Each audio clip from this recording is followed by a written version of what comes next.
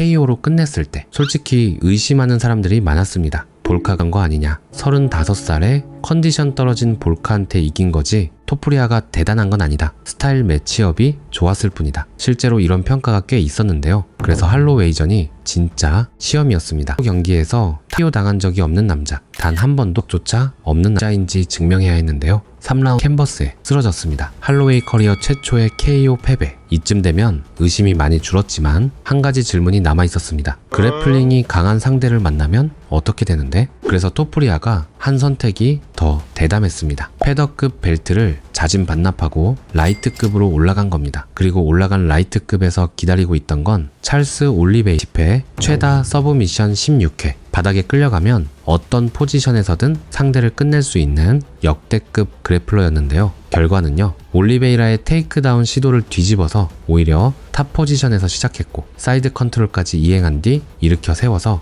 바디잽 그리고 잽에서 라이트 크로스, 레프트 훅 1라운드 2분 27초 실신 KO 17승 0패 전 챔피언 3명 연속 KO 무패 상태로 2개 벨트를 가진 UFC 역사상 최초의 파이터. 지금 전세계 격투 팬들 사이에서 벌어지고 있는 건 단순한 칭찬이 아닙니다. 재평가입니다. 일리아 토프리아는 도대체 어떤 파이터이길래 이런 일이 가능한 건지 오늘 그 역학을 처음부터 끝까지 해부해 보겠습니다. 첫 번째, 모든 것의 시작 그래플링입니다. 토프리아를 얘기할 때 대부분 타격에 주목하는데요. 사실 토프리아의 타격이 이렇게 무서운 진짜 이유는 그래플링에서 시작됩니다. 토프리아의 그래플링이 강하다는 건 상대도 알고 있습니다. 바닥에 끌려가면 서브미션으로 끝난다는 공포가 경기 시작 전부터 상대의 머릿속에 깔려 있는 거죠. 이 공포가 있으니까 토프리아가 잽 하나만 찔러도 상대가 태클이 오는 건가? 하고 반응합니다. 그 반응이 타격의 문을 열어주는 건데요. 그래플링이 약했으면 이 구조 자체가 성립하지 않습니다. 이걸 처음 보여준 경기가 2021년 UFC 264 라이언 홀전입니다. 라이언 홀은 전설 BJ 펜을 레그락으로 잡아낸 하체 관절기의 달인인데요. 자기가 먼저 바닥에 눕고 상대가 따라 들어오면 레그락으로 잡고 서서 기다리면 롤링 어택으로 다리를 채러 오는 구조였습니다. 토프리아는 단 한 번도 그 덫에 걸리지 않았는데요. 홀이 롤링으로 다리를 채러 올 때 무게 중심을 낮추고 한 발씩 빼면서 다리를 내주지 않았습니다. 홀이 들을 쏟아부었고요. 1라운드 4분 47초 KO. 라이언 홀을 프로 커리어 최초로 KO 시킨 남자가 된 겁니다. 올리베이라 전에서는 이게 한 단계 더 올라갔는데요. 올리베이라의 테이크다운 시도를 뒤집어서 오히려 탑 포지션에서 시작했습니다. 거기서 가드 패스를 해서 사이드 컨트롤까지 이행하고 레그락 시도까지 빠져나왔는데요. UFC 역대 최다 서브 미션 기록 보유자의 바닥 게임을 정면에서 이긴 겁니다. 타격으로도 끝내고 바닥에서도 끝내는 파이터. 이 밸런스가 있기 때문에 상대들은 어디서 싸워도 답이 없는 거죠. 그런데 이 그래플링은 하루아침에 만들어진 게 아닙니다. 토프리아는 1997년 독일에서 태어났는데요. 7살 때 가족이 조지아로 돌아가면서 그레코로만 레슬링을 시작했습니다. 그레코로만 레슬링은 하반신 공격이 금지된 레슬링이라서 상체의 힘만으로 상대를 제압해야 하는데 그러려면 하체가 땅에 박혀 있어야 합니다. 토프리아는 이걸 7살부터 15살까지 했는데요. 성장기에 하체의 기초를 이 방식으로 다진 겁니다. 15살에 스페인으로 이주한 뒤 브라질리안 주짓수를 시작했고 2018년에 형과 함께 조지아인 최초의 BJJ 블랙벨트가 됩니다. JRE에서 토프리아가 직접 이런 말을 했는데요. MMA 커리어를 갖고 싶다면 레슬링부터 시작해야 한다. 레슬링을 먼저 배우고 복싱을 배우는 게 훨씬 쉽다. 반대로 복싱부터 시작해서 레슬링을 배우는 건 어렵다. 많은 사람들에게서 이걸 봤다. 토프리아 본인이 자기 시스템의 원리를 직접 설명한 거죠. 그래플링이 먼저, 타격은 그 위에 세우는 것. 훈련 방식도 독특합니다. JRE에서 이렇게 말했는데요. 나는 MMA를 통째로 훈련하지 않는다. 복싱은 복싱대로, 레슬링은 레슬링대로, 주짓수는 주짓수대로 각각의 디시플린을 따로 배운다. 그리고 파이트 캠프가 시작되면 그걸 합쳐서 다듬는다. 각 영역을 따로 훈련하면 스페셜리스트 수준까지 올라갈 수 있는데요. MMA를 통째로 훈련하면 편리하지만 깊이가 얕아집니다. 토프리아는 불편한 쪽을 선택한 거죠. 이 그래플링 기반 위에 어떤 공격 시스템이 세워져 있는지 이제부터 그걸 보겠습니다. 두 번째, 공격 시스템 3단계 사냥 구조입니다. 토프리아의 공격을 이해하려면 먼저 잽부터 봐야 합니다. 토프리아의 잽은 단순한 잽이 아니라 공격 시스템 전체를 연결하는 축인데요. 뒷중심에서 직선으로 들어가면서 찌르는 이 잽을 상대는 구분할 수가 없습니다. 잽이 오는 건지 태클이 오는 건지 앞에서 설명한 그래플링의 공포가 여기서 작동하는 거죠. 이 잽이 태클로 전환되면 1단계 테이크다운 셋업 압박이 됩니다. 이 이중 위협 앞에서 상대는 테이크다운을 의식하면서 스탠스가 넓어지고 중심이 내려가는데요. 할로웨이전에서 이게 가장 선명하게 나왔습니다. 토프리아가 경기 시작부터 테이크다운을 시도하자 할로웨이의 스탠스가 눈에 띄게 넓어졌는데요. 바로 이 상태가 2단계의 전제 조건이 됩니다. 2단계는 하체 파괴와 가드 해체입니다. 넓어진 스탠스에 카프킥이 들어가는데요. 카프킥은 단순히 다리를 때리는 게 아니라 하는 작업입니다. 볼카노프스키전에서는 이 카프킥이 피벗 능력을 차단하는 도구였고 할로웨이전에서는 하체를 라운드 내내 무너뜨리는 시한폭탄이었는데요. 같은 카프킥인데 상대에 따라 쓰임이 달라지는 겁니다. 동시에 바디샷으로 상대의 가드를 아래로 끌어내립니다. 바디를 맞으면 본능적으로 팔꿈치를 내려서 몸통을 보호하게 되는데 그 순간 머리가 비는 거죠.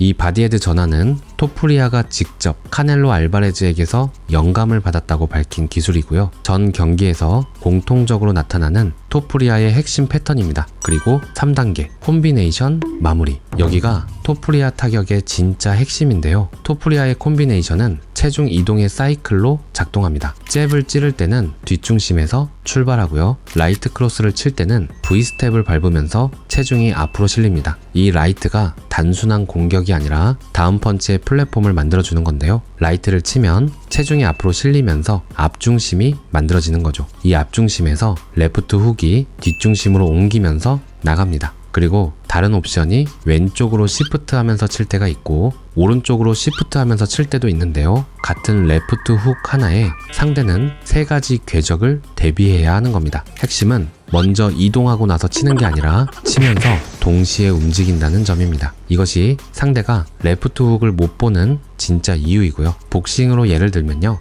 스승 다마토가 타이슨의 시그니처로 만들어준 기술인데요. 복싱에서는 로마첸코가 이 각도 변환을 가장 정교하게 구현한 선수였고요. 토프리아가 이걸 MMA에서 재현하고 있는 건데요. 현존 MMA에서 이 구조를 가장 정확하게 사용하는 파이터라고 봅니다. 정리하면 체중 이동의 전체 사이클이 이렇습니다. 뒷중심에서 잽, 앞중심으로 라이트, 다시 뒷중심 사선으로 레프트, 체중이 왕복하면서 매 펀치마다 파워가 실리는 구조인 거죠. 그리고 토프리아에게는 단타가 없습니다. 항상 2-3발 이상이 하나의 묶음으로 터지는데요. 페인트 잽으로 상대 반응을 읽고 반응이 읽히면 진짜 잽을 올린 뒤 바로 라이트에서 레프트로 이어가는 겁니다. 여기에 오프셀 라이트, 일명 폴스리드라는 무기도 있는데요. 앞발에 체중을 싣는 모션이 레프트 훅을 던지는 것처럼 보이거든요. 상대가 레프트를 대비하는 순간 대신 라이트 핸드가 나가는 겁니다. 파키아오가 자주 써서 유명한 방식인데 토프리아가 이걸 MMA에서 구현하고 있는 거죠. 볼카노프스키를 KO 시킨 순간을 슬로우 모션으로 보면 이게 보이는데요. 1.8초 안에 5발의 펀치가 연속으로 들어갔습니다. 하나하나가 제각각이 아니라 전부 하나의 콤비네이션으로 연결되어 있었고요. 이 모든 타격의 파워는 어디서 오느냐? 펀치 파워의 진짜 원천은 상체 근력이 아닙니다. 체중이 이동하면서 지면을 밀어내는 힘인데요. 뒷중심에서 앞중심으로, 그리고 앞중심에서 다시 뒷중심으로 정확한 중심 이동이 만들어내는 지면 반발력이 펀치에 실리는 겁니다. 이 지면 반발력이 골반 회전을 거쳐 어깨, 팔, 주먹 끝까지 하나의 사슬처럼 전달되는 건데요. 생체 역학에서 닫힌 운동사슬이라고 부르는 메커니즘이고요. 그레코로만 레슬링으로 다져진 하체가 이 체중 이동의 시작점에서부터 효율을 극대화시키는 거죠. 이 3단계 시스템이 실전에서 어떻게 작동했는지 보겠습니다. 볼카노프스키전은 공간 압축이었는데요. 카프킥으로 볼카노프스키의 피벗 능력을 차단하고 푸더크로 테러를 막고 공간을 압축해서 케이지에 가둔 뒤 사각지대에서 피니시했습니다. 2라운드 3분 32초 KO. 할로웨이전은 단계별 사냥 설계였습니다. 테이크다운으로 스탠스를 넓히고 카프킥으로 하체를 묶고 할로웨이의 펀치를 막는 게 아니라 걷어내면서 동시에 카운터를 꽂아 넣은 거였는데요. 그리고 바디에 잽을 넣어서 가드를 아래로 끌어내리고 위로 라이트 핸드를 날리는 카넬로식 바디 헤드 전환까지 실전에서 돌아가고 있었습니다. 할로웨이의 스텝이 무뎌지고 리듬을 잃은 순간 라이트 크로스, 사각지대에서 레프트 훅 3라운드 1분 34초 KO. 올리베이라전은 이 모든 것의 집대성이었는데요. 그래플링에서 올리베이라를 압도한 뒤 일으켜 세워서 밸런스를 잡으려는 타이밍에 바디잽, 그리고 잽에서 라이트 크로스, 레프트 훅 1라운드 2분 27초 KO. 볼카전과 할로웨이전은 사각에서 안 보이는 각도로 피니시했고, 올리베이라전은 타이밍으로 피니시했는데요. 진입 경로는 달라도 마무리 시퀀스는 동일합니다. 잽, 라이트 크로스, 레프트 훅 3명의 전 챔피언이 전부 이 시퀀스에 당한 거죠. 세 번째, 방어 시스템, 안 맞는 구조입니다. 토프리아를 얘기할 때 공격만 보면 절반만 보는 겁니다. 진짜 무서운 건 안 맞는 방식인데요. 유효 타격 방어율 약 65%, UFC 패더급 역대 최상위권입니다. 상대가 못 때리는 게 아니라 때려도 턱에 안 맞는 거죠. 비밀은 토프리아의 어깨에 있습니다. 먼저 가드 자세에서 리드 어깨를 높이 올려서 턱을 감싸는데요. 상대 펀치가 날아오면 이 어깨로 흘려버립니다. 복싱에서 숄더롤이라 불리는 기술이죠. 그런데 토프리아가 펀치를 낼 때도 턱은 열리지 않습니다. 오른손이 나가는 순간 몸이 회전하면서 펀치 쪽 어깨가 턱을 자동으로 덮어버리는데요. 턱이 쇄골 쪽으로 깊이 밀착되고 어깨뼈가 아래턱을 완전히 막아버립니다. 방어할 때도 어깨, 공격할 때도 어깨, 어느 순간이든 턱이 항상 어깨 뒤에 잠겨 있는 거죠. 메이웨더가 유명하게 만들었고, 토프리아 본인도 카넬로 알바레즈의 멕시칸 스타일에서 영감을 받았다고 직접 밝혔는데요. 다만 토프리아가 쓰는 건 순수한 복싱의 숄더롤은 아닙니다. 이 원리를 MMA에 맞게 재설계한 거죠. 핵심은 숄더롤로 상대 펀치를 흘리는 순간 몸이 카운터 자세로 자동 세팅된다는 점입니다. 어깨로 흘리면서 돌아간 몸의 회전이 그대로 카운터의 회전력이 되는 건데요. 에메카의 5라운드 판정전에서 이 시스템이 가장 잘 보였습니다. 에멧의 파워펀치를 숄더롤로 흘리면서 동시에 카운터를 꽂아 넣는 장면이 반복적으로 나왔고요. 여기에 패링과 핸드파이팅도 있습니다. 토프리아의 리드핸드는 단순한 잽 도구가 아니라 상대 펀치를 걷어내는 방어 도구이기도 한데요. 상대 펀치가 들어오면 막는 게 아니라 손으로 걷어내면서 가드의 빈틈을 만드는 겁니다. 걷어낸 순간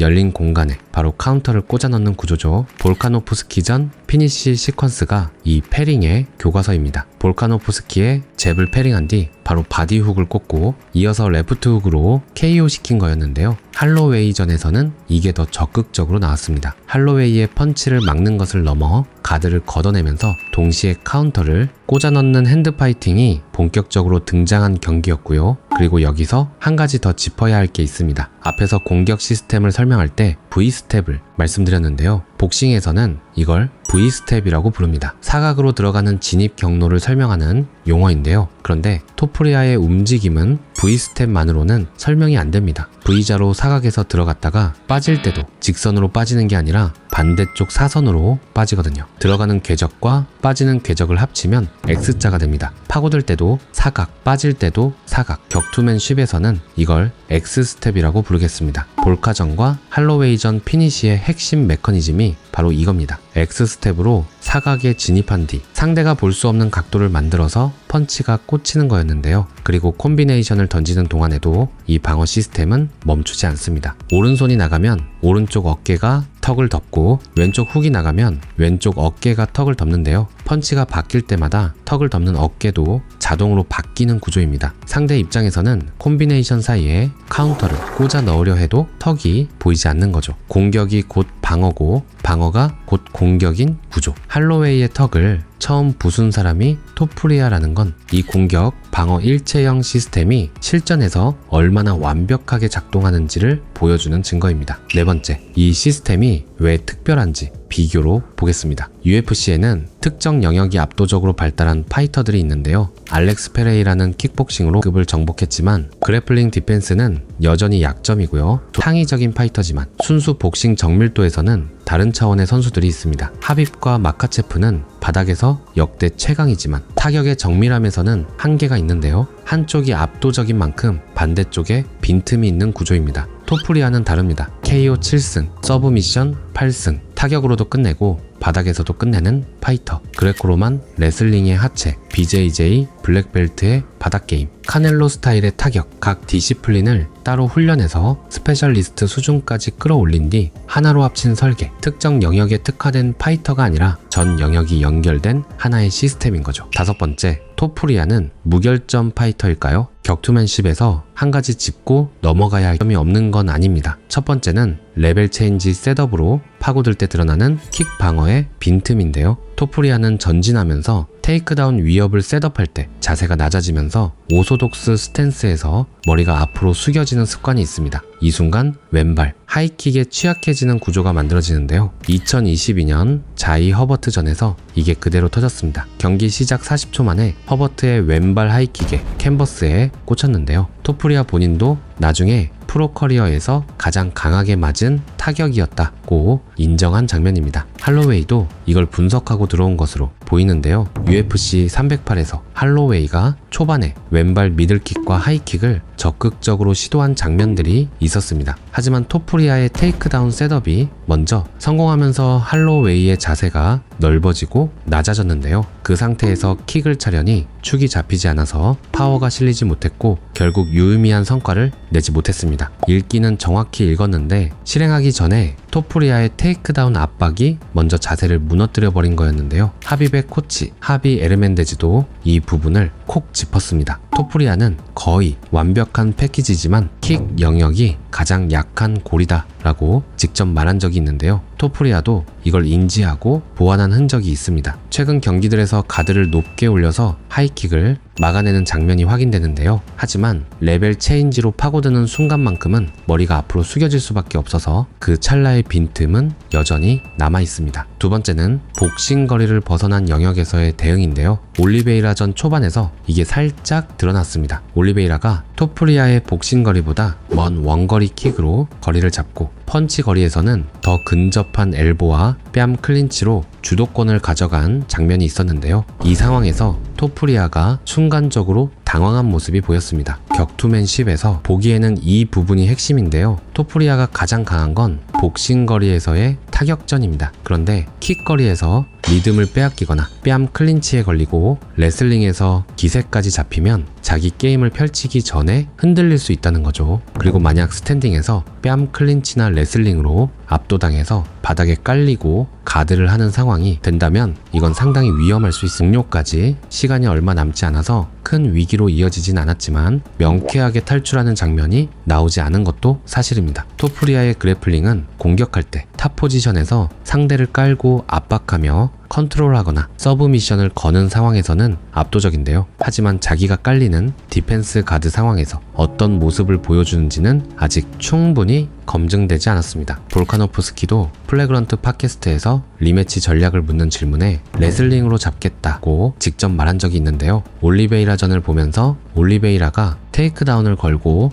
그래플링을 강제했을 때 토프리아가 살짝 지치는 게 보였다고 분석하기도 했습니다. 그리고 마카체프, 사루키안을 포함해서 토프리아를 노리는 팀이라면 누구든 이 부분을 연구하고 있을 거라고 봅니다. 다만 토프리아는 끊임없이 발전하는 선수라는 점도 고려해야 합니다. 허버트전에서 하이킥에 다운당했던 토프리아와 지금의 토프리아는 같은 파이터가 아닐 수 있는데요. 약점이 지적될 때마다 다음 경기에서 보완해서 나오는 게 이 선수의 패턴이기도 합니다. 그리고 약점을 공략하려는 쪽에도 넘어야 할 벽이 있는데요.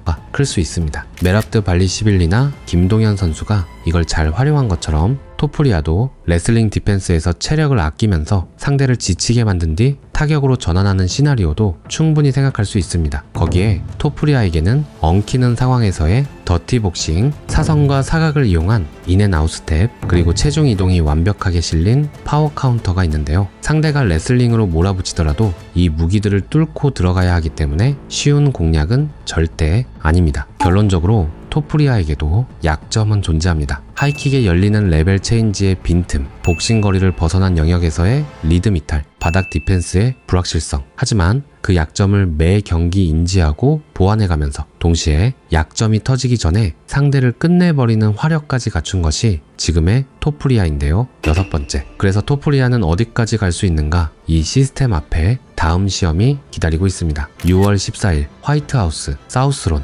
UFC 프리덤 250에서 인테림 라이트급 챔피언 저스틴 게이치와의 타이틀 통합전인데요. 게이츠는 NCAA 디비전 1 올 아메리칸 레슬러 출신이면서도 UFC에서는 레슬링을 거의 쓰지 않는 남자입니다. 직선으로 돌격하면서 양손에 폭탄을 실어 던지는 올인 타격전을 선택하는 파이터인데요. 게이츠의 돌격은 엄청난 전진 모멘텀을 만들어내는데 이 에너지의 벡터 방향은 항상 앞입니다. 토프리아의 카운터 시스템은 정반대 벡터를 사용하는데요. 뒷발에 체중을 싣고 기다리다가 상대가 들어오는 순간 체중을 앞발로 이동시키면서 카운터를 꽂아 넣는 방식입니다. 두 벡터가 정면으로 충돌하면 단순한 펀치보다 훨씬 큰 충격량이 만들어지는 구조가 되는데요. 물론 반대 시나리오도 열려 있습니다. 게이츠의 돌격이 너무 강해서 토프리아가 카운터를 세팅할 시간 자체를 주지 않는 경우, 이때 토프리아가 어떻게 대응하느냐가 이 경기의 핵심 변수가 될 수 있고요. 그리고 게이츠 너머에는 이슬람 마카체프가 있습니다. 다게스탄 레슬링 시스템을 정면에서 깨뜨린 파이터가 아직 없는 상황에서 조지아 레슬링 기반 위에 육각형 MMA 밸런스를 갖춘 토프리아가 그 해답이 될 수 있는지는 MMA 팬이라면 누구나 궁금할 질문이 될 겁니다. 17승